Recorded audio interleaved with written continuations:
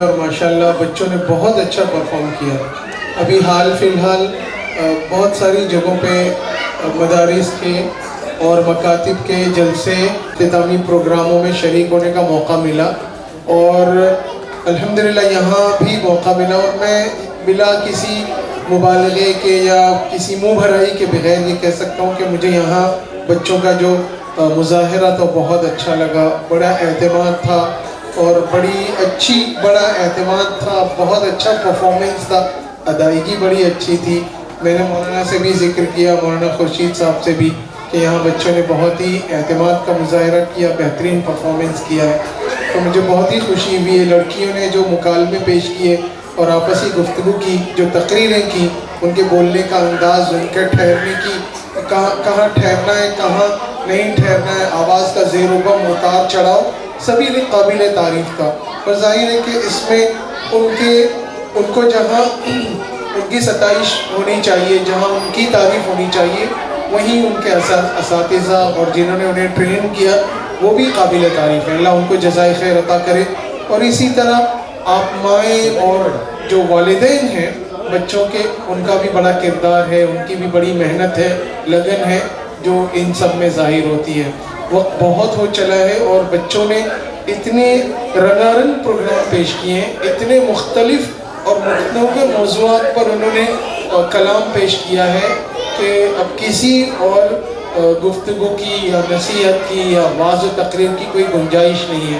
میں بہت مبارکباد دیتا ہوں مولانا جہانگیر صاحب کو کہ انہوں نے اور ان کی ٹیم نے بہترین کام کیا اور بہترین پرفارم کیا۔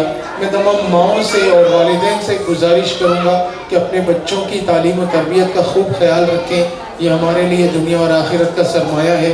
ہم اپنے بچوں کی نگرانی کریے۔ بچے بچیاں ابھی اس عمر میں اتنا اچھا پرفارم کیا انہوں نے، اور اتنی اچھی باتیں جب ان کے ذہن میں یاد آ گئی ہیں تو وہ ان کو ہمیشہ یاد رہیں گی، اور آگے بھی اس کا موقع ملتا رہے گا۔ تو ہم اپنے بچوں اور بچیوں کی خوب نگرانی کریں، جیسے جیسے وہ بڑے ہوں نا تو وہ ہمارے ہاتھ سے نکلے نہ، بلکہ ہمارے کنٹرول میں رہیں۔ وہ اگر گھر سے باہر بلا ضرورت جاتے ہیں تو انہیں نہ جانے دیں۔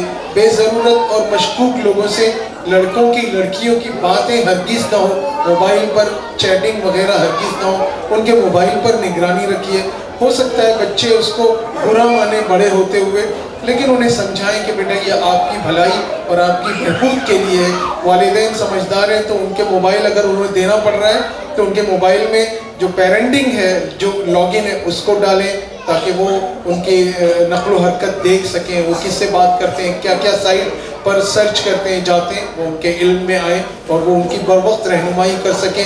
اسی طرح لڑکے اگر بڑے ہو گئے تو پھر چاہیے کہ وہ جو والدین ہیں، والد جو ہیں، گھر کے مرد حضرات جو ہیں، وہ خاص طور پر دھیان دیں کہ ایسا تو نہیں کہ بچہ بے ضرورت باہر رہ رہا ہے۔ ہمارے جو لڑکے نوجوان نسل ہے نا، وہ ناکوں اور نکڑوں پر نہیں ہونی چاہیے، یا تو وہ گھر میں ہو یا اسکول میں ہو یا کلاس میں ہو یا کسی اسٹڈی سینٹر میں ہو یا مسجد کے نماز کے وقت میں مسجد میں ہو یا پھر اپنے گھر میں ہو، لیکن وہ اگر وہ دوستوں کے ساتھ ہو تو ہمیں ان کے دوستوں کا پتہ ہونا چاہیے۔ 2 3 5 اچھے دوست ہونے چاہیے جو ان کے لیے رہنمائی کا کام کرے، جو ان کے اچھے ہوں، جو ان کی مشکل میں کام آئے۔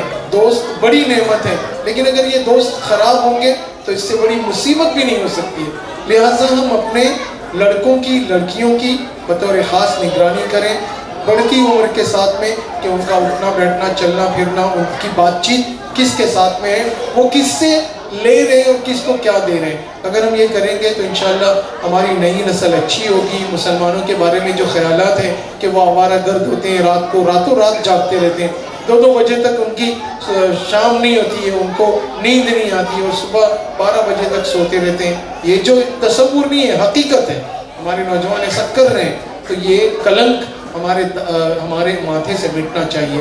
میں بس انہی چند باتوں پر اکتفا کروں گا اور آپ سب سے رخصت چاہوں گا۔ اللہ تعالیٰ اس جلسے کو بے حد قبول فرمائے اور اس کے منتظمین کو بے حد اجر اور ثواب عطا فرمائے۔ وصلی اللہ تعالیٰ علی نبینا محمد وآلہ واصحابہ اجمعین۔